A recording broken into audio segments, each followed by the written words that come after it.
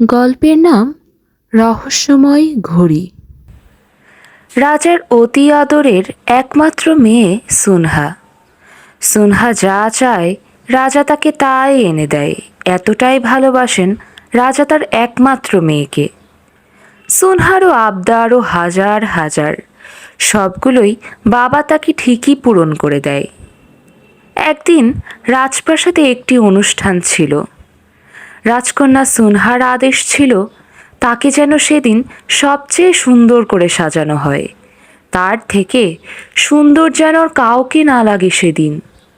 ঠিক তেমনভাবেই রাজকন্যাকে সেদিন সাজানো হলো।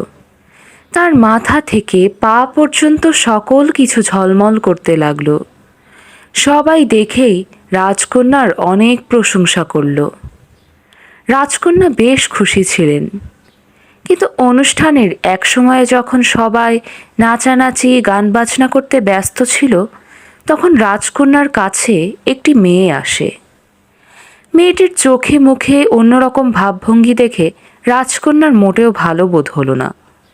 মেয়েটি এসে রাজকন্যাকে বলল, রাজকন্যা সুনহা, আপনাকে আজ খুব সুন্দর লাগছে।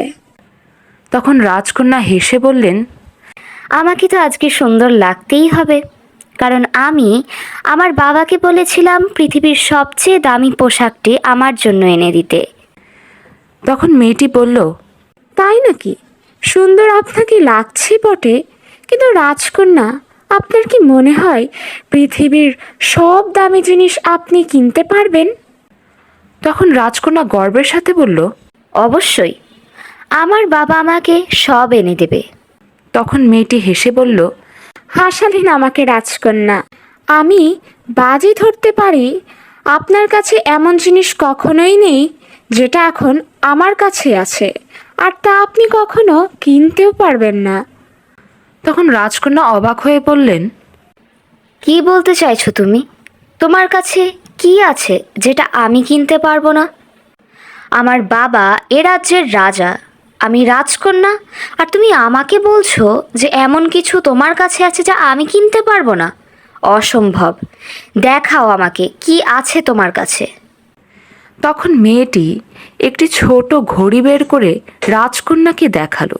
এই যে ঘড়িটি দেখতে পাচ্ছেন, এই ঘড়িটি শুধুমাত্র আমার কাছেই আছে, যা এখন পর্যন্ত পৃথিবীর কারোর কাছে নেই, যা আপনিও কখনো খুঁজে পাবেন না, আর আপনি তো টাকা দিয়েও কিনতে পারবেন না। রাজকন্যা অবাক হয়ে বললেন, খুব উদ্ভট ধরনের ঘড়ি। বলো, তুমি এটি আমার কাছে কত মূল্যে বিক্রি করবে? তখন মেয়েটি হেসে বলল, যা বলছেন রাজকন্যা, আমি যেই মূল্য চাই সেই মূল্য দিয়ে আপনি কখনোই এই ঘড়িটি কিনতে পারবেন না। আপনি যদি আমাকে এই রাজপ্রাসাদে আপনার সাথে থাকার সুযোগ দেন, তাহলে আমি শুধু আপনাকে এই ঘড়িটি দিতে পারবো। তখন রাজকন্যা এক লাফে বললেন, তুমি কি বোঝাতে চাও? আমার প্রাসাদে তোমাকে কেন থাকতে দেব আমি? তখন মেয়েটি ঘড়িটি পকেটে ঢুকিয়ে বলল, ঠিক আছে, আমি তো আর জোর করছি না আপনাকে। তাহলে আসি রাজকন্যা। এবং আরও একটি কথা, অন্তত এতটুকু তো বুঝলাম, এই সবচেয়ে মূল্যবান ঘড়িটি আপনার কাছে তো নেই, আর একে মূল্য দিয়ে কিনবার ক্ষমতাও আপনার কাছে নেই। তাই বলে মেয়েটি যখন হাসতে হাসতে চলে যায়, তখন রাজকন্যা ভীষণ রেগে যান এবং তাকে থামিয়ে বলেন, দাঁড়াও, আমি রাজি আছি। আমি তোমার কথায় রাজি আছি। এই ঘড়িটি আমার হাতে দিয়ে যাও। তখন মেয়েটি রাজকন্যার হাতে ঘড়িটি দিয়ে মুচকি হাসি হেসে বলল, তাহলে হলো আমাদের চুক্তি। যদিও রাজকন্যার মানতে কষ্ট হচ্ছিল, তবুও সে মেয়েটিকে রাজকন্যার রাজপ্রাসাদে থাকতে দিলেন। আবার এদিকে রাজকন্যা ঘড়িটি পেয়ে ভীষণ খুশি। রাজকন্যার ঘড়িটি এতই পছন্দ হলো যে তার সাথে সে সবসময় ঘড়িটি রাখত। ঠিক সেদিনই অনুষ্ঠান শেষে রাজকন্যার ঘুমানোর সময় এলে সুনহা তার সাথে তার ঘড়িটি নিয়ে ঘুমিয়ে যান। সকালবেলা সুনহা জেগে ওঠে একটি ছেলের ডাকে। ছেলেটি তাকে বলে, ঘুম কি ভাঙলো? এবার তো দুপুর হয়ে গেছে। তখন সুনহা আতঙ্কে তাড়াহুড়ো করে উঠে বলে, এ কি? আপনি কে? আমার আমার ঘরে কিভাবে এলেন? তখন ছেলেটি বলে, এটা তুমি কি বলছো সুনহা? স্বপ্ন দেখা ছেড়ে মুখ ধুয়ে নাও। ছেলেটি চলে গেলে হঠাৎ সুনহা নজরে পড়ে এটা তার ঘর নয়। ভীষণ উদ্ভট ধরনের ঘর, সে আগে কখনো দেখেনি। রাজকন্যা সুনহা ভয়ে জোরে জোরে দাসী বলে চিৎকার করে, কিন্তু কেউ আসে না। তখন চিৎকার শুনে আবারও ছেলেটি তার ঘরে ঢুকে এসে বলে, কি হলো আবার সুনহা? এমন চিৎকার করছো কেন? তখন সুনহা বলে, কোথায় নিয়ে এসেছেন আমাকে? আমাকে রাজপ্রাসাদে ফিরিয়ে দিন, না হলে কিন্তু আমার বাবা আপনাকে ছাড়বে না। ছেলেটি বলল, সুনহা, কি শুরু করলে বলো তো ঘুম থেকে উঠেই? এসব পাগলামি শুরু করেছো কেন? তাড়াতাড়ি খেয়ে রেস্টুরেন্টে কাজে যাও। তাই বলে ছেলেটি চলে গেল। অবাক হয়ে বাইরে আসতে গিয়ে ঘরের আয়নায় নিজেকে দেখে ফেলল সুনহা। রাজকন্যার পোশাক, সাজসজ্জা কোনো কিছুই নেই। সামান্য একটা ড্রেস পরে আছে সুনহা। মনে হচ্ছিল তার চোখের সামনে যেন এক মুহূর্তে সব ওলটপালট হয়ে গেল। সুনহা বুঝে উঠতে পারছিল না কি ঘটছে তার সাথে। গত রাতেও তো সে তার রাজপ্রাসাদেই ছিল, এখন সে কোথায় এসে পড়ল? কে তাকে নিয়ে এলো এখানে? ভাবতে ভাবতে সুনহার মুখ কালো হয়ে গেল। বিষয়টি খুঁজে দেখতে সে ঘর থেকে বের হয়ে গেল এবং দেখল সে ছেলেটি তার জন্য খাবার রেডি করছে। তখন ছেলেটি বলল, সময় অনেক কম সুনহা, দ্রুত খেয়ে রেস্টুরেন্টে চলে যাও। কিছুই বুঝতে পারে না সুনহা। ভয়ে, অবাকে, আতঙ্কে মুখের শব্দ বন্ধ হয়ে আসার উপক্রম হয় তার। কিছুই বলল না, কিছুই খেলো না, দৌড় দিয়ে বাইরে বেরিয়ে গেল। ঘর থেকে বের হওয়ার পরেই চারিদিকে দেখে সে অবাক হয়ে গেল। এখানে তার রাজপ্রাসাদ নেই, তার রাজ্য নেই, দাসদাসী, মন্ত্রী, মা, বাবা কেউ নেই। সে রাস্তাঘাটে দৌড়োদৌড়ি করতে লাগলো, কিন্তু সব কিছুই অচেনা আর খুবই উদ্ভট। এমন বড় বড় দালান, মানুষের পোশাক আশাক, চলাফেরা কোনো কিছুই তো সে আগে দেখেনি। সুনহা বলতে থাকে, কেন হচ্ছে আমার সাথে এমন?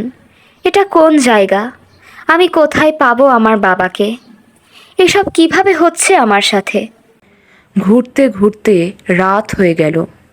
প্রবল বৃষ্টি নামলো এবং তখন সুনহার যাওয়ার মতো কোনো জায়গা ছিল না।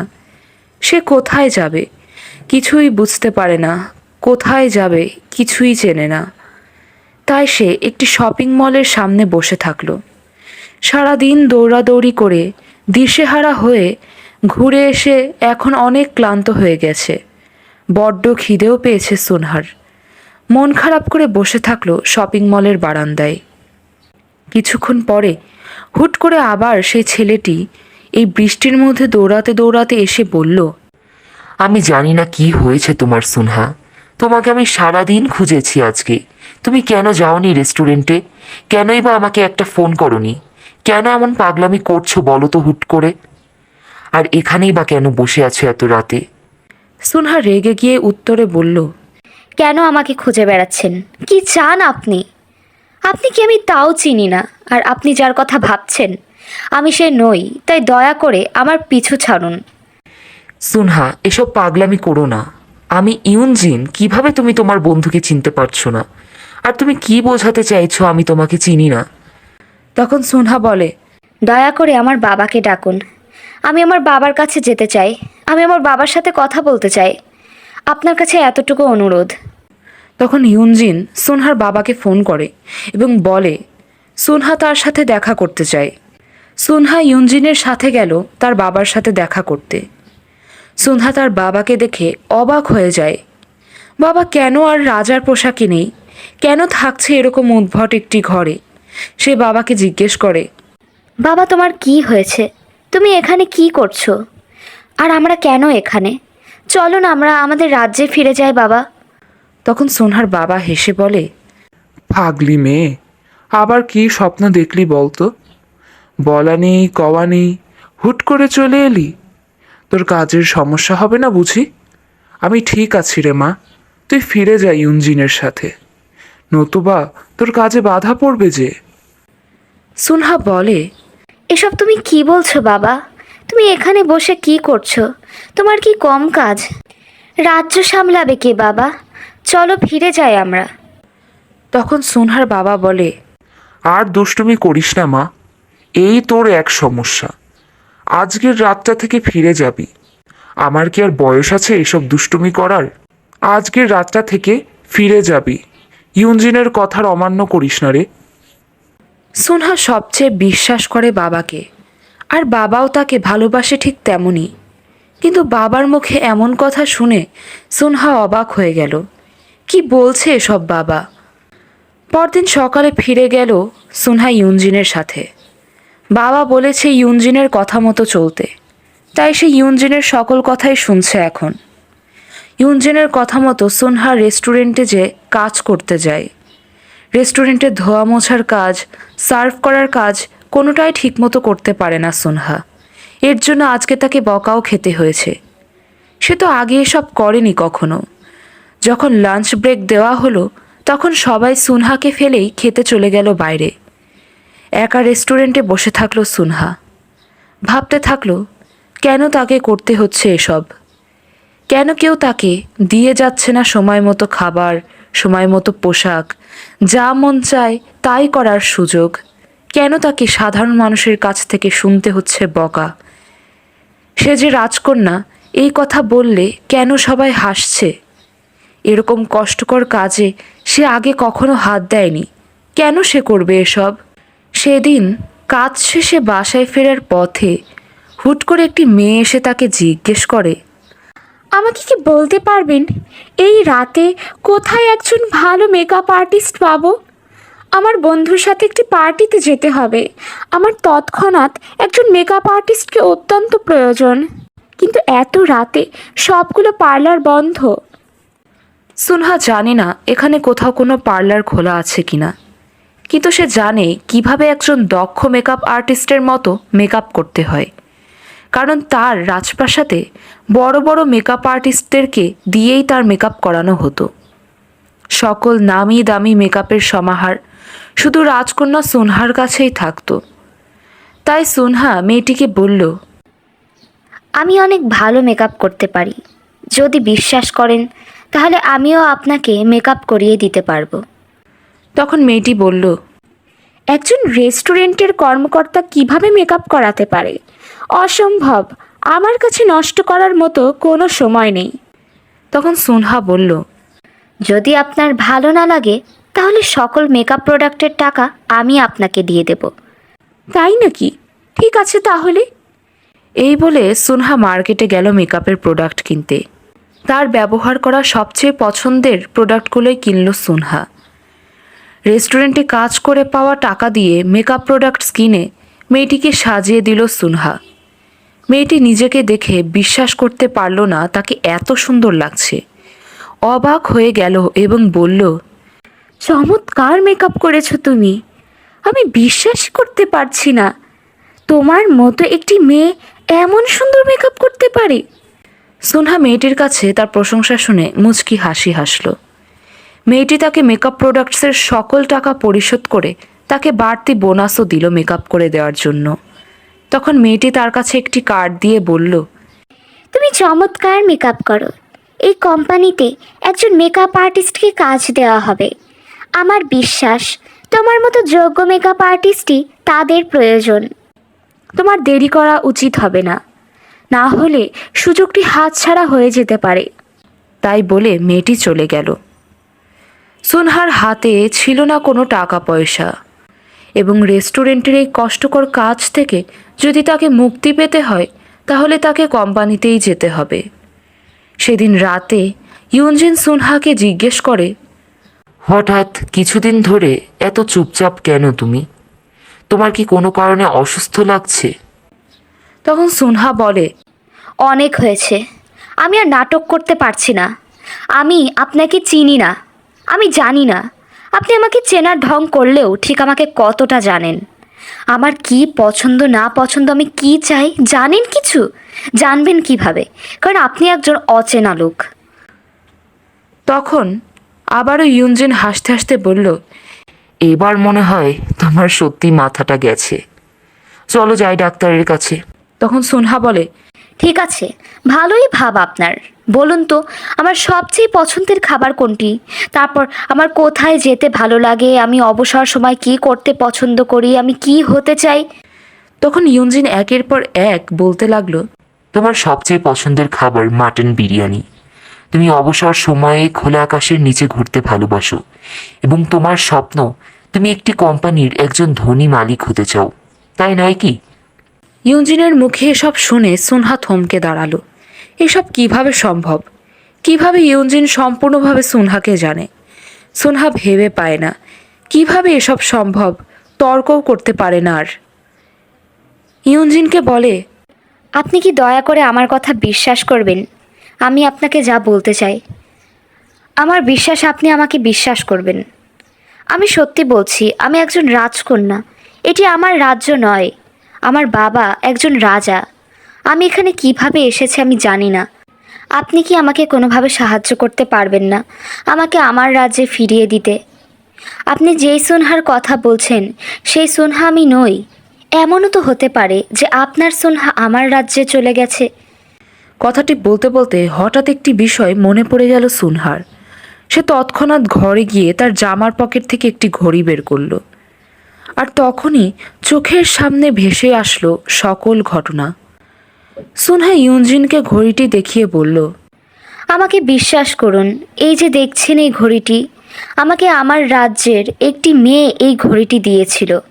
কিন্তু এই ঘড়িটি নিয়ে সেদিন রাতে ঘুমানোর পরপরই আমার সকল কিছু হারিয়ে যায়। আমি আপনার সুনহা নই। হয়তো এই ঘড়িটিই হতে পারে আমার ফিরে যাওয়ার উপায়।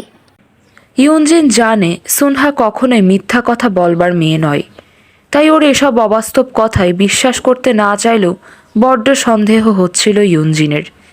ইউনজিন তখন সুনহাকে বলে, যদি সেটা সত্যি হয়, ফিরিয়ে দাও আমার সুনহাকে। কেন এসেছো তুমি ওর রূপে? আমার সুনহাকে আমার কাছে ফিরিয়ে দাও। তখন সুনহা ভারী কণ্ঠে বলে, দেখুন, আপনি যে স্থানে আমিও সেই স্থানে। আমার কোনো শক্তি নেই। আপনাকে আগেও বলেছি, যদি আপনি আমার সাথে হাত না মিলান তাহলে আপনার সুনহা কখনো আসবে না, আমিও আমার রাজ্যে কখনো ফিরে যেতে পারবো না। এই ধরনের ঘড়ি পাওয়া যায় এমন দোকানের মালিককে আমার কাছে খুঁজে বের করে দিন। হতে পারে সেই হয়তো এ সম্পর্কে কিছু জানবে। সুনহার কথা মতো ইউনজিন সেরকম একটি ঘড়ির মালিককে খোঁজ করতে লাগলো। এইদিকে সুনহা কোম্পানিতে একজন মেকআপ আর্টিস্ট হিসেবে ভালো জনপ্রিয়তা পেল। তার আধ্যাত্মিক ও চমৎকার ধরনের মেকআপ সকলের নজর কাটতে লাগলো। এমন মেকআপ যেন এ শহরে কেউ পারে না। যে কোনো ধরনের মেকআপ সে পারত। ড্রেসের ডিজাইনার না আসলে ডিজাইনও নির্ধারণ করে দিত সুনহা।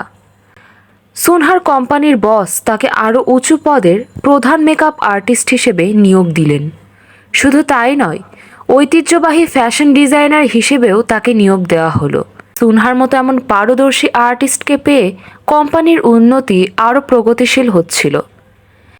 দিন যত যেতে থাকে ইউনজিনের বিশ্বাস করতে কষ্ট হয় যে এই মেয়েটি তার সুনহা নয়, কারণ এই মেয়েটিও তার সুনহার মতনই কর্মনিষ্ঠ, পরিশ্রমী, কষ্ট থাকা সত্ত্বেও হাসি খুশি এবং নিজের স্বপ্নকে সত্য করার জন্য একনিষ্ঠ। তার নিজের সুনহাকে মেয়েটির মধ্যে দেখে ইউনজিনের হৃদয় কষ্ট পেতে থাকে। কোথায় চলে গেল তার সেই সুনহা? কেন সে খুঁজে পাচ্ছে তার সুনহাকে অবিকল চেহারার এই অচেনা মেয়েটির মধ্যে? সুনহা ধীরে ধীরে জনপ্রিয় হতে থাকে। সে এখন একটি বড় কোম্পানির প্রধান কর্মকর্তা। নিজের একটি কোম্পানি না থাকলেও নিজের একটি ফ্যাশন ও মেকআপের ব্র্যান্ড আছে। একদিন সে ইউনজিনকে একটি রেস্টুরেন্টে তার সাথে দেখা করার জন্য ডাকে। ইউনজিন আসার পর সুনহা বলে, এই শহর, আমার আশেপাশের মানুষের ভালোবাসা, আমার ফ্যাশন ডিজাইনার ও মেকআপ আর্টিস্ট হিসেবে এই পরিচয়, আমার জনপ্রিয়তা, আমার এই খুশির দিনগুলো সত্যি বলতে এর কোনো কিছুই আমার নয়। কিন্তু তবুও যতদিন আমি এই জগতে আছি, অন্তত ততদিনের জন্য আমি আমার করতে পারা শেষ চেষ্টাগুলোর চিহ্ন রেখে যেতে চাই।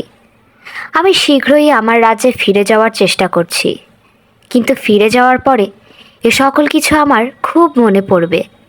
এই জগৎ, এই শহর যে সুনহার, সেই সুনহার দায়িত্বে আমি আমার স্বপ্নগুলিকে দিয়ে যেতে চাই। আমি চেষ্টা করে যাব ততদিন পর্যন্ত যতদিন আমি আমার রাজ্যে ফিরে যেতে না পারি, কারণ আমি হার মানার নই। আর এজন্য আপনাকে অনেক ধন্যবাদ ইউনজিন। হয়তো যদি আপনি আমার পাশে না থাকতেন তাহলে এত সকল সুন্দর অভিজ্ঞতা আর আমার ভাগ্যে হতো না। আমি আমার রাজ্যে ফিরে গেলেও কখনো আপনার কথা ভুলব না ইউনজিন।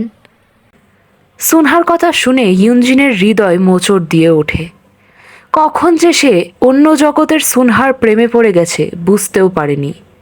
মনে হয় যেন এই সুনহা অন্য কেউ নয়, তার নিজেরই সুনহা, যার সাথে সে ছোটবেলা থেকে বড় হয়েছে। কথাবার্তা, আচার আচরণ, অভ্যাস সব কিছুই যেন একদমই তার নিজের সুনহার মতোই। ইউনজিন ঘড়িটির মালিককে যে খুঁজে পেয়েছে তা সুনহাকে বলতে চায় না, কারণ সে চায় না সুনহা ফিরে যাক। কিন্তু সত্যিটা তো এমনই, এই সুনহা আসল সুনহা নয়। আসল সুনহাকে পেতে হলে তাকে তো ঘড়িটির মালিকের কথা জানাতেই হবে। তাই ইউনজিন ঘড়িটির কথা বলে সুনহাকে তার সাথে দোকানের মালিকের কাছে নিয়ে গেল। যেই ঘড়ির দোকানে তারা গেছিল সেই দোকানটি ছিল খুব উদ্ভট রকমের এবং ভয়ঙ্কর। তারা ভিতরে গিয়ে দেখে হরেক রকমের ঘড়ি দিয়ে এখানে সাজানো। দোকানের মালিক হিসেবে বসে আছে একজন সুন্দরী বয়স্ক মহিলা। সুনহা বয়স্ক মহিলাকে গিয়ে বলল, আমার কাছে একটি ঘড়ি আছে। এই ঘড়িটার সাথে আমার রহস্যময় একটু অভিজ্ঞতা আছে। আমাকে কি বলতে পারবেন এই ঘড়িটাতে কি আছে? মহিলাটি ইউনজিনকে বাইরে বের হয়ে যেতে বলল এবং সুনহাকে একা থাকতে বলল। তারপর ঘড়িটা দেখে সুনহাকে বলল, বুঝতে পেরেছি, আমি একটা চাবি দিচ্ছি। এই চাবিটা দিয়ে ঘরটি খুললেই সকল রহস্যের উত্তর পেয়ে যাবে। সুনহা অবাক হয়ে চাবিটি নিয়ে বাইরে বেরিয়ে গেল, কিন্তু ভিতরে কি হয়েছে এ সম্পর্কে কিছু ইউনজিনকে বলল না। ইউনজিনের সেদিন মন খারাপ ছিল, কারণ শীঘ্রই সুনহা তার নিজের রাজ্যে ফিরে যাবে, আর তো তার সুনহার সাথে দেখা হবে না। তাই সুনহাকে তেমন কিছুই জিজ্ঞেস করল না। সুনহা সেদিন রাতে ঘড়িটি চাবিটা দিয়ে খুলল এবং দেখল ঘড়ির ভিতরে একটি চিঠি রাখা। সাথে সাথে চিঠিটি হাতে নিয়ে পড়া শুরু করলো সুনহা। চিঠিটি পড়া শুরু করতে না করতেই যেন স্রোতের মতো সকল স্মৃতি তার মস্তিষ্কে ঢেউ খেলে গেল। সকল কিছু মনে পড়ে গেল সুনহার। আসলে সুনহা কোনো রাজকন্যাও নয় এবং কোনো রাজ্যের রাজার কন্যাও নয়। সুনহা তার ছোটবেলার বন্ধু ইউনজিনের সাথে বেড়ে ওঠে। বাবার অর্থ সম্পদ অনেক না থাকলেও বাবা সুনহাকে পৃথিবীর সবচেয়ে বেশি ভালোবাসতেন। সুনহার স্বপ্ন ছিল বড় হয়ে অনেক ধনী হয়ে বাবার স্বপ্ন পূরণ করার। তারই কষ্টের দিনগুলোকে সুনহা ভুলে যেতে চেয়েছিল।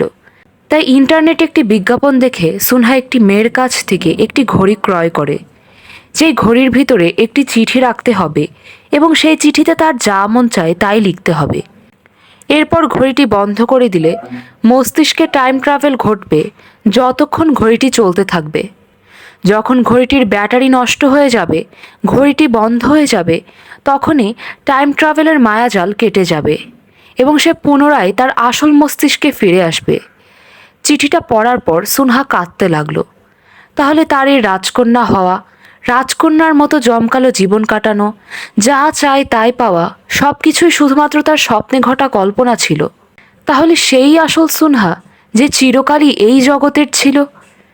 জাদুর ঘড়ির মায়া শুধুমাত্র তাকে তার স্বপ্নগুলোই একবার অভিজ্ঞতা করার সুযোগ দিয়েছিল। কিন্তু নিজের পায়ে দাঁড়িয়ে এত কিছু নিজের হাতে জয় করার পরে সুনহা আর ফিরে যেতে চায় না সেই মায়াবন্দির রাজ্যে। সকল কথা ইউনজিনকে খুলে বলল। ইউনজিন জানতো এই সুনহাই তার আসল সুনহা, যাকে সে অনেক ভালোবাসে। ইউনজিন সুনহাকে জড়িয়ে ধরল। ইউনজিন বলল, তুমি পেরেছো সুনহা, তুমি পেরেছো। তুমি তোমার জীবনের যে কষ্টগুলোকে স্বপ্নের মতো খুশিতে পরিণত করতে চেয়েছিলে তা তুমি সত্যি করতে পেরেছো। সুনহা অনেক আগে থেকেই ইউনজিনের নিঃস্বার্থ ভালোবাসার প্রেমে পড়ে যায়, যা সে আজ কোনো সংকোচ ছাড়াই বলতে পারে, কারণ সেই তার ভালোবাসার আসল মানুষটি সুনহা। তাদের বিয়ে হলো এমনই জাঁকজমকভাবে যেমনটি সুনহা স্বপ্ন দেখত। যেন হাজারো প্রতিকূলতা আসলেও ভালোবাসার মানুষটি চিরকালই পাশে থেকে যাবে।